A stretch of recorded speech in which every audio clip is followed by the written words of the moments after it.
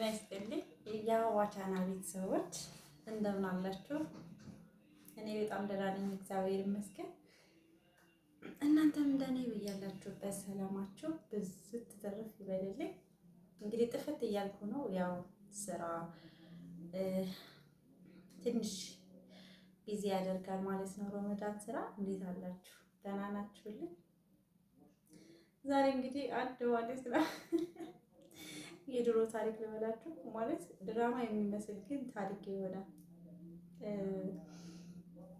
በጣም የሚያስቅ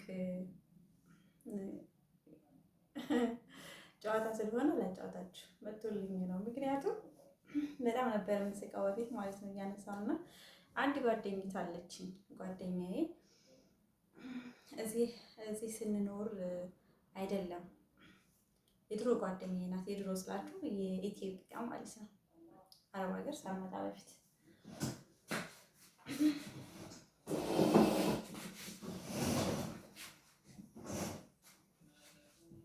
እና እዛ እያለን ጎረቤት እያለን ማለት ነው። እንግዲህ እኔ ከስድስት ሳልመጣ በፊት ባለትዳር ነበርኩኝ። ትዳር ነበረኝ እና እዛ ባሌ ጎረቤት ናት ልጅቷ ማለት ነው። ከዛ እዛ እየኖርን ባለትዳር እሷም ባለትዳር ናት። የአንድ ልጅ እናት ናት። እኔም ባለትዳር የአንድ ልጅ እናት ነኝ ማለት ነው።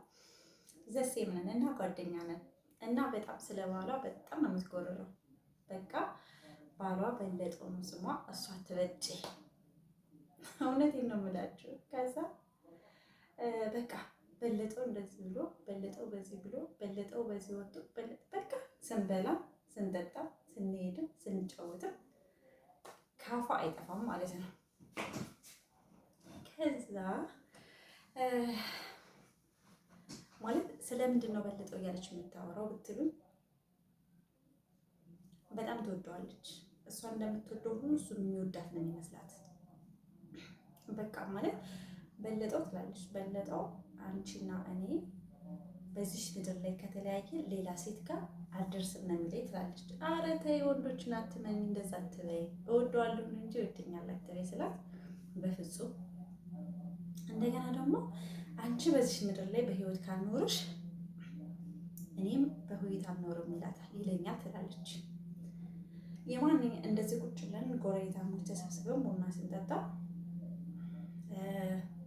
ማንኛችሁም ባሎቻችሁ እንደኔ ባል አይወዳችሁም ትላለች። ለምን እንዴት ስንላት፣ የኔ ባል በጣም ነው የሚወደኝ። የኔ ባል ለእኔ ያለው ልዩ ፍቅር፣ ለእኔ ያለው ክብር፣ ለእኔ ያለው ቦታ ማንም ባል ለሚስቱ እንደዛ አይነት ክብር አይሰጥም ትላለች። እና እንግዲህ ያድርግልሽ እያልን ስንላት፣ እንደኔ ባል አይወዳችሁም ባሎቻችሁ እንደኔ ባል አይወዳችሁም ትለናለች። ብቻ ብዙ ነገር ነው የምትለን። ብዙ በቃ ቤተክርስቲያንም ሄድን፣ ለቅሶ ቤት ሄድን፣ እድርም ሄድን፣ ዘፈንም ሄድን፣ ዘመድ ጥየቃም ሄድን፣ ቡናም ጠጣን። በቃ የሷ ዋና የሚነሳው አንደኛ አድርጋ የምታየው እና መጨረሻው ምን ሆነ ብትሉኝ፣ እሷ የእናቷ እህት ልጅ ትድራለች ማለት ነው። ከዛ ሰርግ ይጠራሉ። ሰርግ ሲጠሩ በለጠው አይሄድም፣ ስራ አለው፣ አይፈቅዱለትም። ስለዚህ እሷ ብቻ ናት መሄድ ያለባት። ከዛ ልጇን ይዛ አንድ ልጅ ነው ያላት። ለ8 ቀን ነው የምትሄደው። ሄደች ትበልጬ። ያ የታመነ በለጠው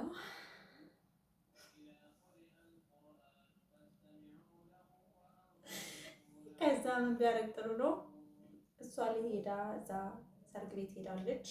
ለ8 ቀን ነው። እሱ ለካ ትንቧለል የምትባል ፍቅረኛ ነረዋለች።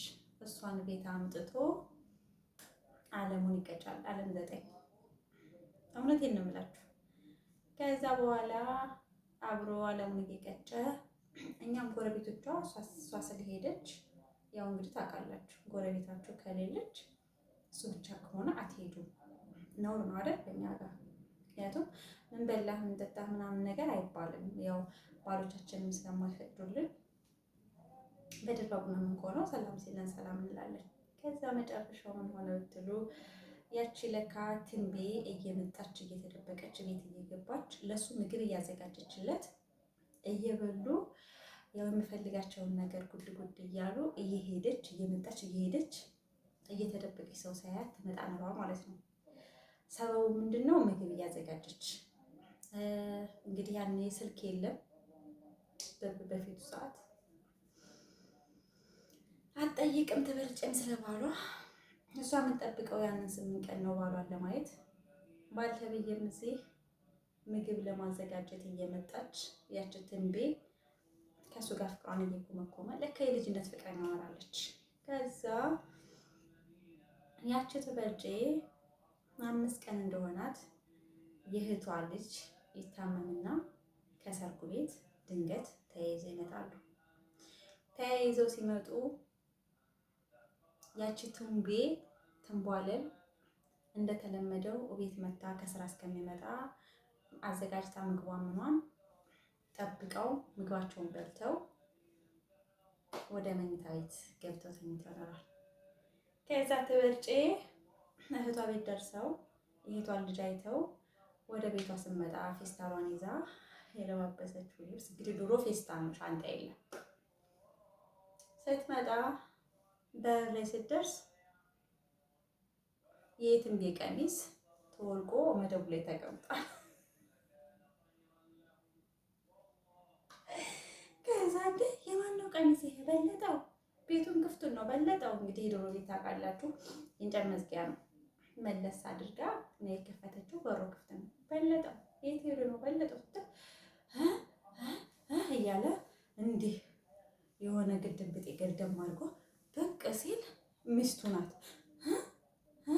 ትንቤ ትበልጬ ትንቤ ሲል የማን ትንቤ እያለች ብቅ ስትል ትንቤት አልጋው ላይ ብድግ ብላ አልጋው ውስጥ ትገባለች። ከዛ በኋላ እሪ ድረሱልኝ አለች ትበልጬ። ድረሱልኝ ተበላው ድረሱልኝ ተበላው ሱሪውን ይዛ ማለት ነው። የበለጠውን ሱሪ ይዛ ተበላው ስትል እንዴ ከዛኛ ደግሞ ግቡ ብለን ስንሄድ በለጠው ምን ሆነ? በለጠው ምን ሆኖ ነው? ተናገሪ። ኧረ ተይ በለጠው ምን ሆኖ ነው? ተበላው በለጠውን ተበላው ሱሪውን ይዛ ምን አግኝቶት ነው? ወይ ስተኛበት የሆነ ነገር ሆነ ተኛበት ሞት አግኝተው ነው ብለን ተራሩጠን ስንገባ ትንቧለል አልጋው ውስጥ ቁጭ ብላ በውስጥ ልብሷ የትንቧለልንም ውስጥ ልብስ የበለጠውንም ሱሪ ይዘን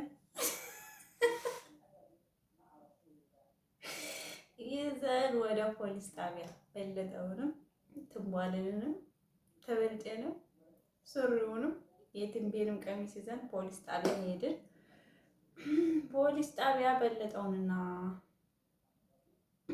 ትንቧለልን ወደ ምርመራ ክፍል አስገብተን ትበልጨን ይዘን ወደ ቤቷ ተመለስን። አሁን ከዚህ ምን ትምህርት አለው ያመጣሽው ልትሉ ትችላላችሁ። ትምህርቱ ምንድን ነው? አንደኛ ዘና ትላላችሁ፣ ትስቃላችሁ። እኔም በጣም ያሳቀኝ ነው።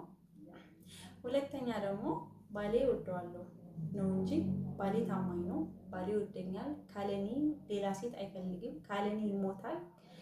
ካለኔ እኔ ከሌለው ሌላ ሴት አያይም ባይኑ የሚባል ነገር ሴቶችዬ አቁሙ ለማለት ነው። ቪዲዮ ከተመቻችሁ ላይክ አድርጉት። ሰብስክራይብ ያደረጋችሁ በረታቱ። የዛሬው ቪዲዮ በዚህ ያበቃል። በድጋሚ እስከምንገናኝ ደህና ሰንብቱልኝ። በያላችሁበት ሰላም ይብዛ። ቻው፣ ይመቻችሁ።